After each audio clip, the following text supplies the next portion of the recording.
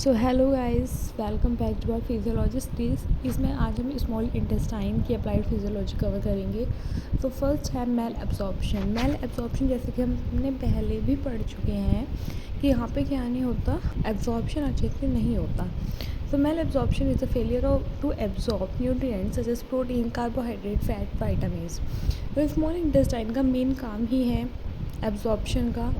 तो एब्जॉर्ब नहीं हो पाते न्यूट्रिएंट अच्छे से या कम्प्लीटली, सो मेल एब्जॉर्प्शन की कंडीशन हमें देखने को मिलती है। मेल एब्जॉर्प्शन अफेक्ट करता है ग्रोथ एंड डेवलपमेंट को बॉडीज़ की, और ये स्पेसिफिक डिजीज़ भी कॉज करता है जो हम नीचे देखेंगे। Malabsorption syndrome. तो सिंड्रोम यूज होता है वर्ड कुछ ग्रुप ऑफ डिजीज़ है या फिर डिजीज़ के साइंस का ग्रुप है, सिम्टम्स का, तो उसको हम बोलते हैं सिंड्रोम। तो यहाँ पे है हमारा malabsorption syndrome. Malabsorption syndrome वो कंडीशन होती है जब डाइजेशन का और एब्जॉर्प्शन का फेलियर हो जाए स्मॉल इंटेस्टाइन में।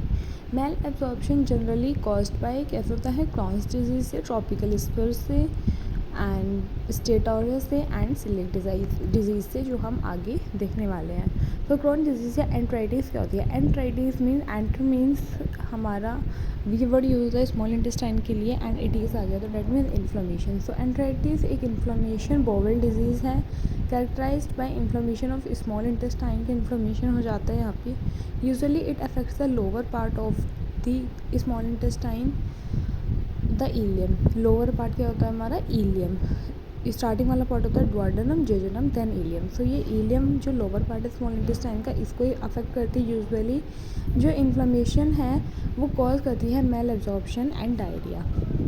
कॉजेज़ क्या है क्रॉन्स डिजीज़ के? तो ये डेवलप होती है एबनॉर्मलिटीज़ आने की वजह से इम्यून सिस्टम में। इम्यून सिस्टम रिएक्ट करता है वायरस या बैक्टीरिया के खिलाफ, जिससे कि resulting inflammation of the intestine, जिसके रिजल्ट में इन्फ्लेमेशन हो जाता है इंटेस्टाइन को। इसके फीचर्स हैं malabsorption of vitamin, weight loss, abdominal pain, diarrhoea, rectal bleeding, anaemia and fever, delayed और स्टंट ग्रोथ इन चिल्ड्रन। अगर बच्चों में जाती है तो उनकी ग्रोथ को अफेक्ट करती है। नेक्स्ट हमारा है ट्रॉपिकल स्पर। तो ट्रॉपिकल स्पर में हमारे मेल एब्जॉर्प्शन सिंड्रोम है, ये भी अफेक्ट करता है हमारे रेजिडेंट ऑफ और the visitor to tropical area, यानी कि जो ट्रॉपिकल एरियाज़ के विजिटर और रेजिडेंट्स हैं where the disease is epidemic. तो इसका कॉज है वो ज़्यादा नॉन नहीं है। It may be related to infectious organism की वजह से होता है। इसके फीचर है indigestion, diarrhoea, anorexia and weight loss, abdominal and muscle cramps. तो ये भी क्या है, अभी हम पीछे सिंड्रोम पढ़ के आए हैं, तो ये भी वन ऑफ दीज है। तो ट्रॉपिकल में आपको यहाँ पे दिख रहा होगा कि यहाँ पे डिस्टल पार्ट इलियम अफेक्टेड है एंड सीलिक डिजीज़ में हमारा प्रॉक्सिमल पार्ट अफेक्टेड है। स्टेटोरिया के लिए आप रेफ़र कर सकते हैं पेनक्रियाज वाली वीडियो जो हम पहले भी देख के आए हैं कि इसमें क्या होता है, मेल एब्जॉर्प्शन ऑफ फैट होता है डेफिशिएंसी ऑफ पैनक्रियाटिक लाइपेज की वजह से।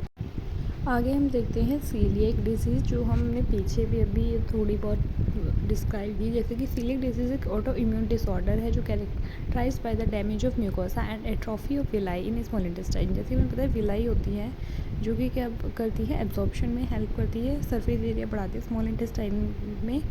तो डैमेज हो जाता है म्यूकोसा का जो हमारी लेयर है, एंड एट्रोफी हो जाती है विलाई के, जिससे कि इम्पेयर डाइजेशन एंड एब्जॉर्प्शन हमारे देखने को मिलता है। इसको ग्लूटेन सेंसिटिविटी एंट्रोपैथी भी बोलते हैं। Coeliac sprue and non tropical sprue भी इसको बोलते हैं।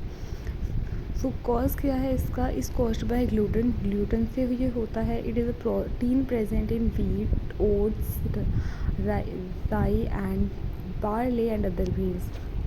तो जो ग्रेन्स में ग्लूटेन प्रेजेंट यहाँ पे होता है, सो ग्लूटेन एक पॉइजन की तरह काम करता है इंडिविजुअल्स को, जिसमें सीलिक डिजीज़ होते हैं because it damage the intestine severely. इसके फीचर है diarrhoea, steatorrhoea, abdominal pain, weight loss, irritability and depression.